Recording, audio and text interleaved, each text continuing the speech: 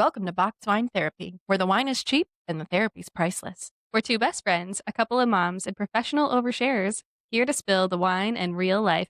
I'm Kayla. I'm Hannah. Now let's get it started. Welcome to Box Wine Therapy, everybody. Guess who's back again.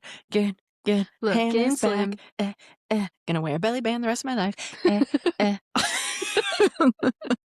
The one, the only, the wonderful lady who had her organs removed, me. I honestly you're looking great today. Thanks. So had my organs removed, had my surgery, had everything snip, snapped, repaired back up, and holy shiitake mushrooms. They were not exaggerating when they said this would be the most excruciatingly painful thing ever to recover from. And she's like, well, I've had a childbirth twice, so one got stuck for 2.5 hours, hence the organ removal surgery. Yeah. So for those of you that don't know, we'll give you a little recap of what Hannah had done and why, because I think that's important. Yes, this was not just like, I think it'd be fun to. This wasn't a vaginal rejuvenation surgery. But we'll find out. I mean, it's something now. Let me tell you. So way back it up. My first kid, she got stuck in my birth canal for 2.5 hours, which I know that makes it sound like throwing a hot dog down a hallway eventually, but I promise it goes back. Everything goes back for the most part. And I even asked my husband, I was like, it's not like throwing a hot dog down a hallway, right? It just stayed. Yeah, he was like, no. But because that happened, my muscles were ripped. And so a prolapse is when it starts to sag, fall, go through whatever. There's many different ways you can have a prolapse with all of the organs down below. And then during a prolapse, grade 1 through 4, you can get it mostly taken care of by doing pelvic floor therapy, which I did.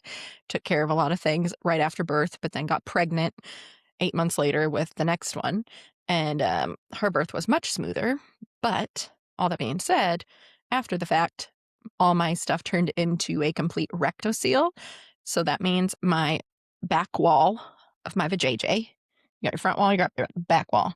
My back wall was like in like this, and my rectum was falling through it. So it was like popping out the bottom of my vajayjay hole. It's as scary as it sounds. Mm-hmm. And if you're picturing it, you're picturing it right. You're correct. Yeah, you're correct. We'll just put that.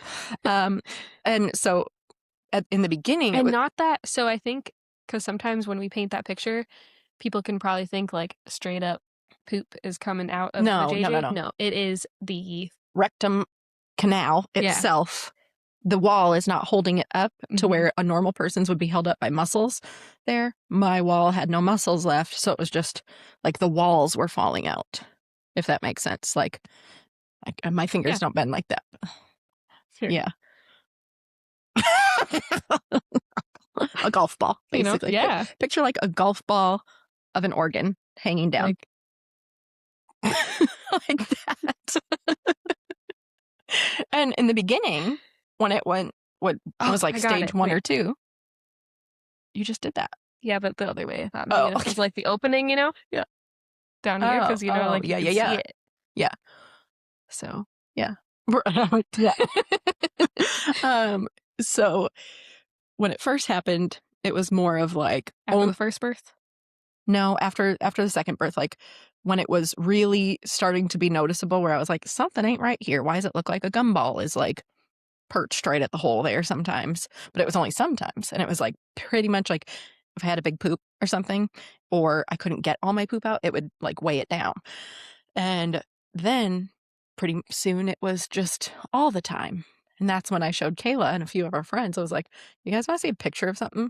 If a friend says that to you, just do it. Because I needed to know that that was not normal, because I was like, kids, look what they do to you. And Kayla goes, oh my God, that is not normal, Hannah. I was like, it's not? It's really not? And so not only does something like that affect your sex life, your pooping life, your peeing life, your physical exercise life. Yeah. It just affects everything. eventually it gets to the point where it affects everything. It was to the point where I went from, I've always had IBS-D, the diarrhea kind. God, I'm going so TMI on this episode, but you need to know because you know what? Nobody talks about it. Yep. Not only did I go from IBS-D to all of a sudden, it just went to straight at one about the time that it was hanging out all the time. It went to straight up chronic constipation. And the chronic constipation, if you have not had it, I'd never been constipated in my life before. I didn't know what that felt like. I only have one time Oh. after being on prednisone, IV prednisone, so it was like really backed you up. Oh my God. I would I would rather have diarrhea. It was to the point where I was taking doctor ordered 2 to 4 stool softeners a day, magnesium at night, X-Lax during the day, and then still having to do about 1 enema a week because nothing would come out. It would get to the point where my belly hurt so bad and I would be so inflamed and my belly would be so bloated. And I think that's got a lot to do with how, everybody's like, oh, you're looking so slim. You're like, granted, I've lost weight because I'm sitting around doing nothing for a month, but also, I think a lot of it is like when your body doesn't have all that pain and inflammation in that way. Like, granted, it's got healing pain, but that's different. It was to the point where it was like so annoying that I was doing all these things. And it was like, well, if you wait to have the surgery, which at first I didn't know I could have the mesh. Because everybody said it was so bad, whatever. And yes, it can be the old kind. But you know what? I also found out from my appointments that I have Ehlers-Danlos syndrome, which means I have a connective tissue disorder. So that is the reason all my organs were falling out to the extent they were. So I had a back wall prolapse or a back wall rectocele, a front wall, which I think is an antecele or enterocele. And then I had a cystocele, which was the bladder prolapse. So it was to the point where like I could literally stick my finger this far in my cookie and touch my cervix. Wow. My cervix had fallen so far. Your cervix is supposed to be 10 centimeters high, folks. Wow. Mine was a knuckle. And so my cervix was falling out. My bladder was falling out. After testing, we figured out that I hadn't been emptying for probably a full year that I didn't know of. But thank God I never got a bladder infection or anything. Yeah, but no kidding. I hadn't been emptying.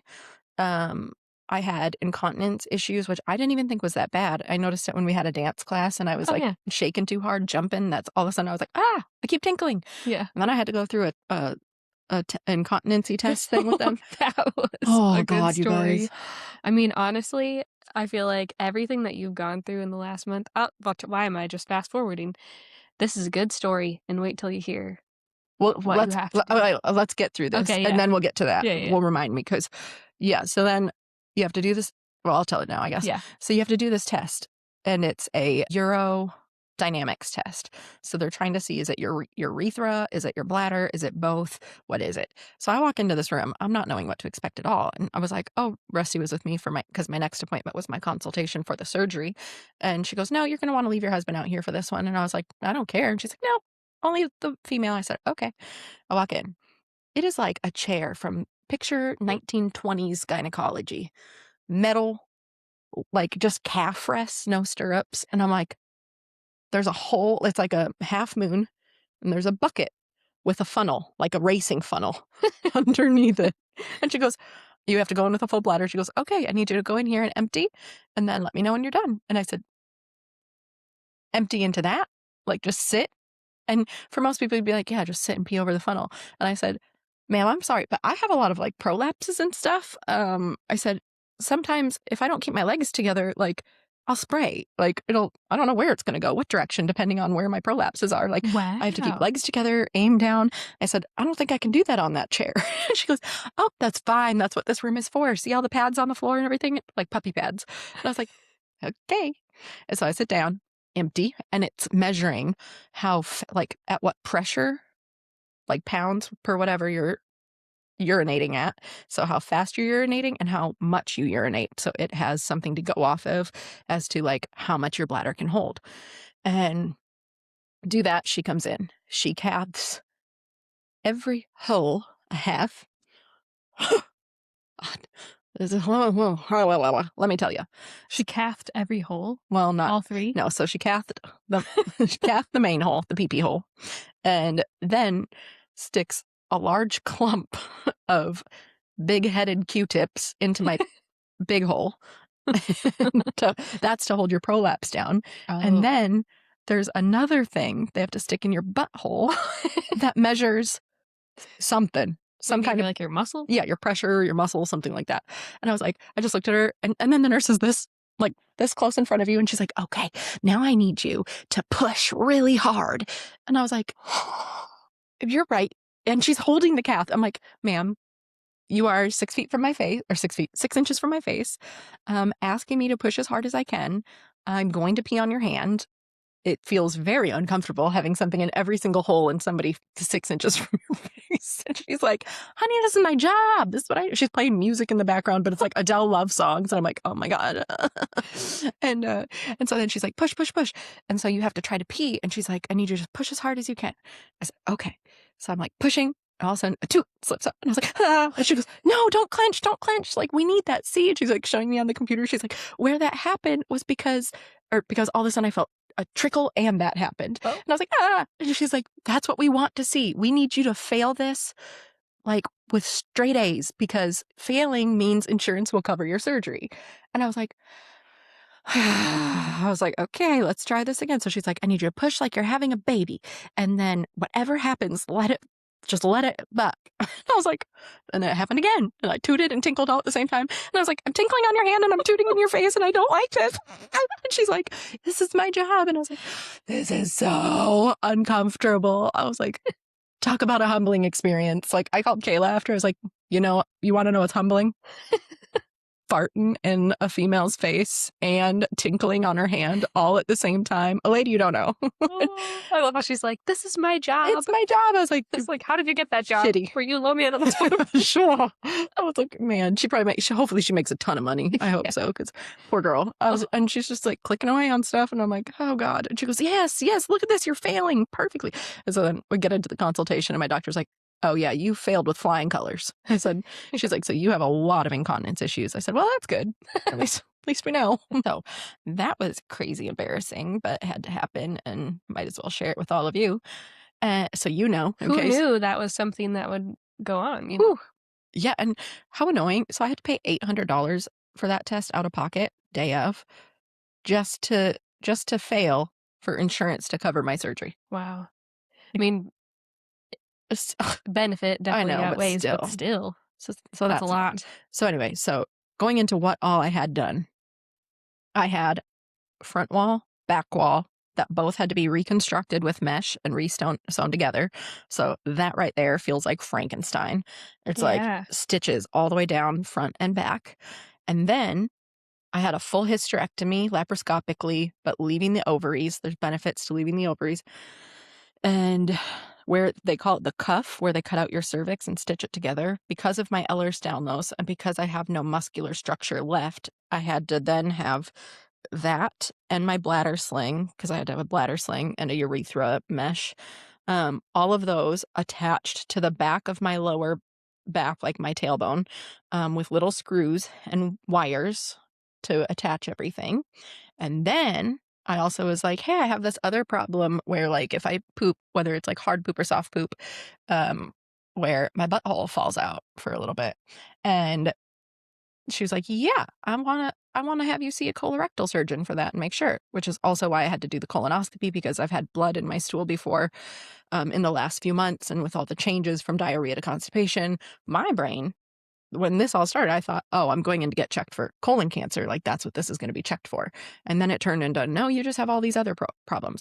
Oh, and my small intestine was prolapsing because of everything as well. So everything was just falling out. So then when I saw the colorectal surgeon, he was like, do you want me to check or do you want to just show me a picture? I was like, I'll just show you a picture if I can. So I showed him the picture and he was like, oh my. And I said, yeah, my husband took that one for me. I was like, no hiding in our marriage.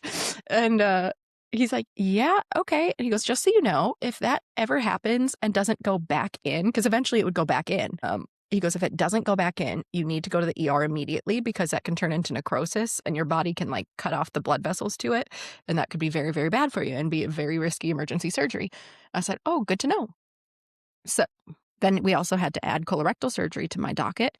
And so he had to do something to my anus and to my rectum to string both of those up, pull them back, and get everything back on the right path, and then also attach those to my low back. Wow. So anybody who says, like, because I had so many people, oh, so and so had a hysterectomy. Oh, they were fine. Like, you don't even have to wait that long. You're going to be good. I'm like, no, but I'm also having like a reconstructive surgery done too, and a bladder sling and mesh and all these things. Holy crap, people, when I tell you, my pipes have not worked this good in 5 to 7 years Wow, that's a long time. that I have not had a full size poop. Mhm. Like, it's been diarrhea. And then all of a Wow, sudden, when yeah. it was constipated, then it's, not great. Yeah. Um, and when all of a sudden you're 2 days post-op and your body wants to poop, Oh. mm, it was so freaking painful. Like, there were times I would just cry on the toilet because it hurt Mm. so bad because and it still hurts when it goes over the top of my, and I had a umbilical hernia repair as well. So I was supposed to have 5 incisions or 4 incisions, and I ended up with 7 because the colorectal doctor had to go first, whatever. So I have like 2 little incisions down by my vajayjay, and then 2 over here, 1 in here. Is And that then your 7? umbilical. Yeah. Oh yeah, and 1 down here. Yeah. So I had to get all these little incisions. Well, every time your poop, however they slung up my intestine, whatever, goes over the top of my hysterectomy and my umbilical hernia Mm. repair. It hurts so bad, and still, it's getting better, but it's not the most comfortable thing in the world when I have to poop right now. But now I'm pooping like 1 to 2 times a day, Oof. normal regular poops again, which is Like, great. fine now. I'm starting week 5 this week, so Oh, wow, this I've is time has flown. I know. So I'm halfway through my, well, technically I have week 5, 6, 7, 8, so still have 4 weeks Mhm. left. Um, but still 4 weeks left, and I just turned the corner last week, Mhm. and I weaned off this week of my meds, and I'm almost completely off. But it has been so rough. Like, the first 3 weeks, I don't remember a whole lot because I was in so much pain and just in my bed constantly. Yeah. Now I know how Kayla felt when I would go visit her when she had her, Barbie butt surgery because she was in so much pain, and I'd be like, "We'll just come visit for 10 minutes, and then I'll leave," and I'm like, "She probably don't even remember half of those now," because Nope. I'm like, I think I "Well." remember you there one time. Yeah, Kind of. I came, like, 2 or 3, I think, Yeah. and she came over the first day I got back just to show Sherry how to lift me and Mhm. what the best ways to help me out of bed and stuff were, because that whole first week, and then in the first week, Oh, yeah. so I started, the only thing that was kicking my pain in the hospital was the Dilaudid. Well, they can't send you Magical drug. Ugh. oh, wonderful. If you ever have some major surgery or something like that, that's the only thing that ever worked for me, Yeah, but it's an IV medication, so you can't go can't home get with it. it at home, you know? And I was only supposed to be in the hospital 1 night is all Which they is allow crazy. for that intensive a So surgery. it's insurance that would only wanna Yeah, pay for one night? yep, Because I mean, that's a lot of stuff going on to women's then just be healthcare. like, You "You're can good do to go this. home." Like, "What?" 'Cause I told my doctor, I said, "I have 2 little kids at home. Do you think I could get, like, 2 or 3 days here?" And she goes, "No." She goes, "Welcome to women's healthcare in the US." That's "Absolutely not." She goes, crazy. "They won't allow it." But I ended up having to stay 2 nights because we couldn't get my pain under control because they were trying to figure out what was gonna work for me. Oxy wouldn't touch it. Like, nothing was touching it. You had, like, 3 different things, and it was like, With "Nope." Oxy, Tramadol, I was at the same time, I was taking Oxy, Tramadol, Tylenol, and something, Gabapentin? gabapentin, yep, and I was bawling in pain at all Mhm. times, and I was like, "It's not touching it." She goes, "That much Oxy would knock me on my ass. The fact that you're taking all of these things and it's not knocking you down, like, this is crazy." I'm like, "I'm in so much pain." So then they put me on morphine. Morphine was the only thing that touched the pain, so I was on morphine and gabapentin at the same time, and so they sent me home, and I had morphine at home. Well, after 2 or 3 days at home with it, I noticed some itching right away, and then I noticed in the middle of the night, my breathing would get really labored, or, like, when I would nap, it was like I could feel myself letting my air out, and then it was just like my body would just clench right there, and I'd have to be like and tell myself to breathe. Mm. Like, so it was getting strange like that. I was starting to get labored breathing, and then my neck started swelling. Like, I was getting neck rolls, and then I was getting a rash and swelling all around my neck. And so I called my doctor, and I was like, "Hey, I think I'm having an allergic reaction to the morphine because this is what's going on." She's like, yeah, that sounds like it's turning anaphylactic, and you need to get off it immediately." I was like, "Great, just took one." So I had to get off morphine 3 days in. Well, then after I got off the morphine, even to pee, it hurt so bad. Like, imagine you have your worst bladder infection in the world where, like, it's cramping, your bladder is like this, and then somebody, like, punches you Ugh. in it. That's what it felt like to pee. Like, anytime I had to release those muscles of your pelvic floor to try to, like, let it out or to poop or anything, oh my good gracious Lord, it hurts so bad. And then, about a day and a half after stopping morphine, I realized I hadn't been emptying. Like, I knew I hadn't because all of a sudden it was like a Saturday morning and I was trying to pee and I was crying because it hurt so bad. And it was my third time trying to pee that morning. And I just had to let a little out to like alleviate some of the pressure. And then I'd have to just cut it off because I couldn't stand the pain anymore. And then my mom's like, well, try peeing in the shower, see if that's easier for you. Nope, even worse, standing up. And so then I was like, I think I need to go to the ER. Like, so I call the doctor. They're like, yes, you need to go to the ER. We need to see what's happening. So I go to the ER. They give me Dilaudid, thank God. And then they have to cath me and see how much comes out. I had 1,100, and mind you, during my urodynamics test, they determined that my bladder at full feeling for me is like 600 milliliters. My bladder was at 1,100 milliliters as how much they were able to cath out of me. That's Like, crazy. that's a liter of Coke. Yeah, normally people are like 400 to 600 is what a bladder should hold Yeah. max. Yeah, I think I was like Should like 550, double. 550 or 600. Yeah, double the size. While I have a brand new bladder sling, mesh, all these things, and the pain, because it was pain in my low back too, because everything's connected to those wires now. Oh yeah. And so the pain hanging off those new screws in my low back, and then everything hurt so freaking bad. Like, so then they were like, okay, well, we'll see you again in 2 days. We'll remove the calf once you've healed up a little bit more and we'll check you. And I said, okay, or they said that was a Saturday. They said, we'll see you Tuesday. I said, okay. Well, then Sunday night, I start bleeding, a lot of heavy bleeding. And to the point where, like, I went to go potty and I go to sit down. And by the time I could even sit down, I had dripped blood onto the floor.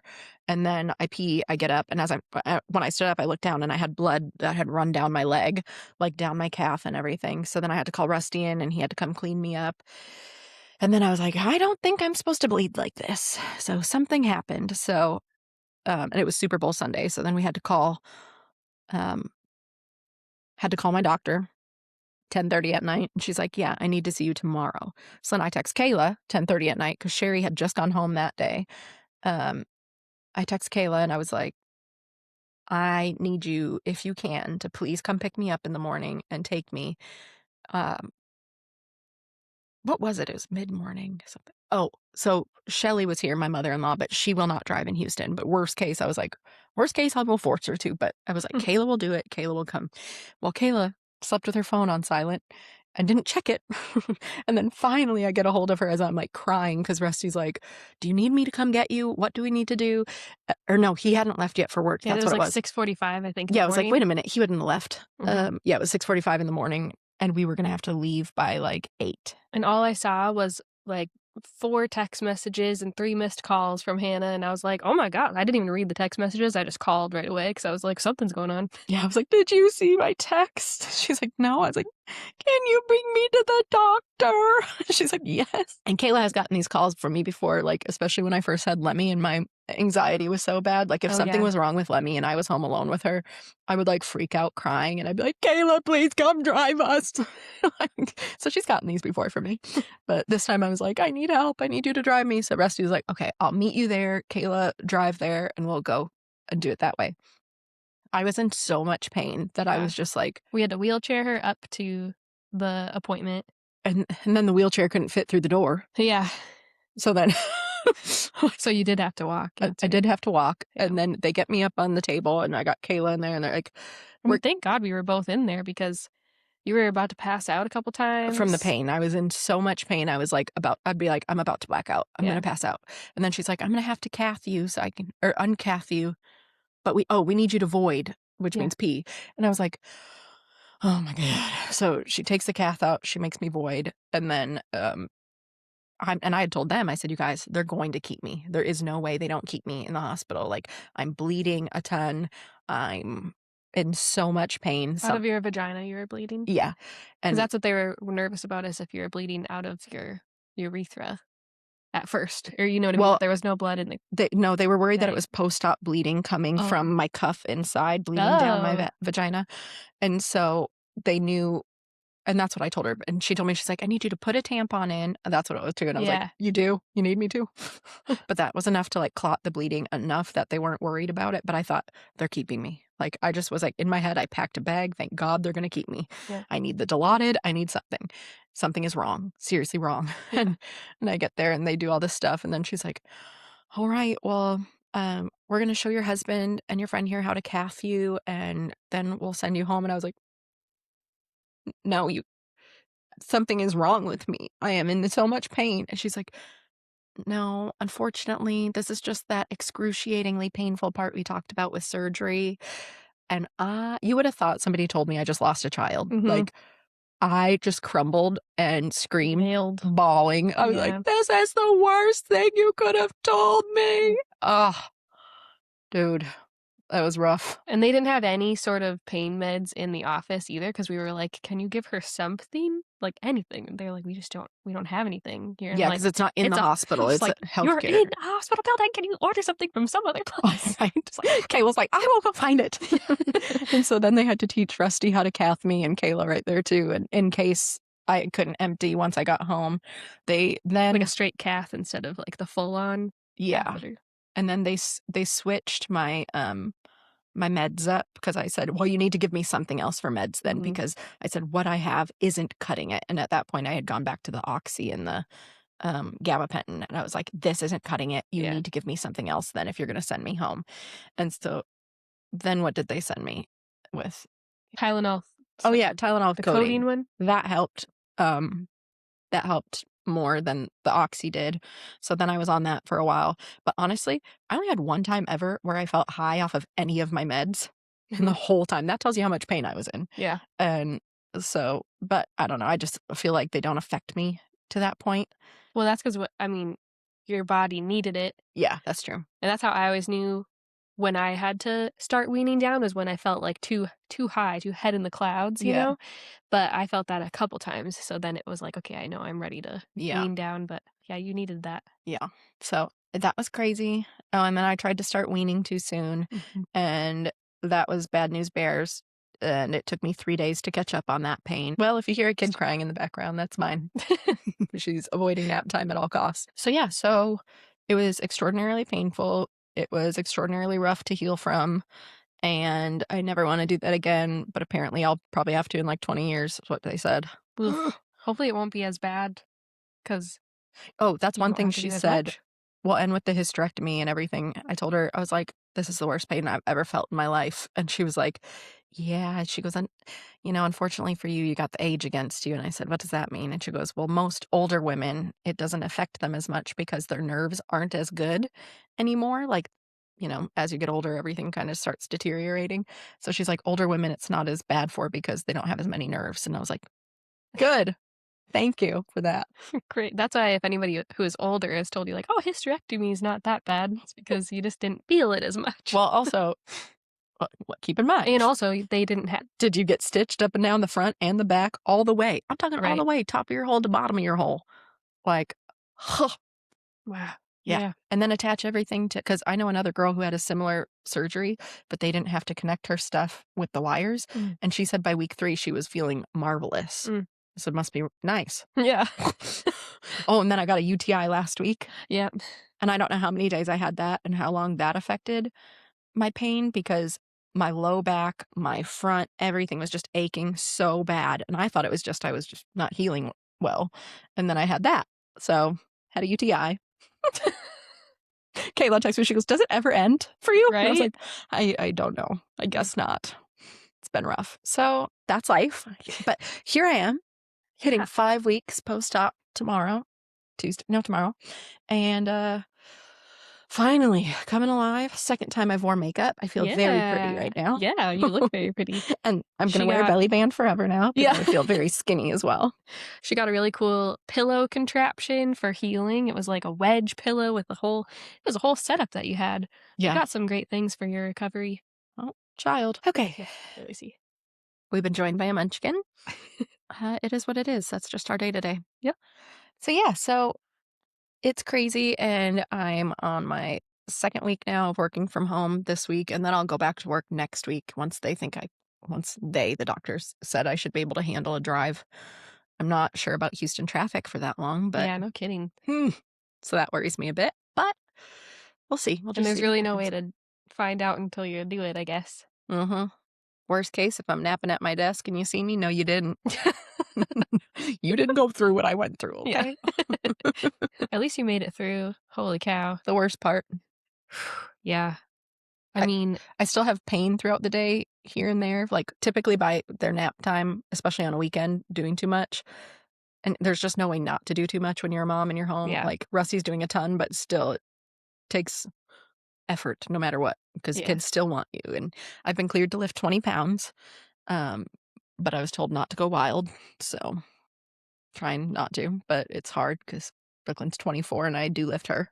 Oh. I just don't hold her for long. I will like lift her onto the couch and stuff. And I try to Mhm. just really focus on like use my arm muscles, Yeah, not your not core. my core. Yeah. But it's going to be hard to get my core back after this because even still like having to like sit up and anything. Yeah. Whew. I wonder if because they have like postpartum exercises, if that's Yeah. what you should look for to do, you know? Like C-section. Oh, yeah. Which by the way, I was going to tell you, you can totally have my bands. Yeah, I got and some stuff. for free in my neighborhood too, so Oh, yeah. really? Nice. But Well, now take you have whatever. a lot. Yeah. The I accidentally forgot to cancel Beachbody, so if you want a Beachbody subscription for a year. For a year? Yeah, I'm so mad. Oh, yeah. You'll probably 2 years ago, I had signed up for it was like buy one get one free Yeah. year, you know. Well, I took my card off of there thinking they have nothing to recharge. I thought that was cancel whatever. Anyway, apparently I never canceled it, even though I thought I had. And there was no way to get it refunded or canceled or whatever because they said it was a renewal and they can't reverse renewals. They can only reverse if you first initially sign up. That's So, really annoying. yeah. I was trying to think if I should like say to someone in my neighborhood like, "Hey, do you want to buy a Beachbody membership? I'll sell it to you for cheaper than it is, you know?" But then I'm like, "But what if they somehow want to You're right. renew it and then it's under my name again and the freaking card gets charged again?" So, Did you full blown cancel now? yeah. Okay, good. The only reason it's a big deal is because I had already signed up a month before for the KSL Studio one, the Katrina Scott. Oh, yeah. She was one of the Tone It Up girls, and I like her workouts because she has, like, a full pregnancy workout program Mm. and 2 different postpartum programs, Oh, and I really nice. like them, and so I was like, I mean, that's what I wanted. I paid for that.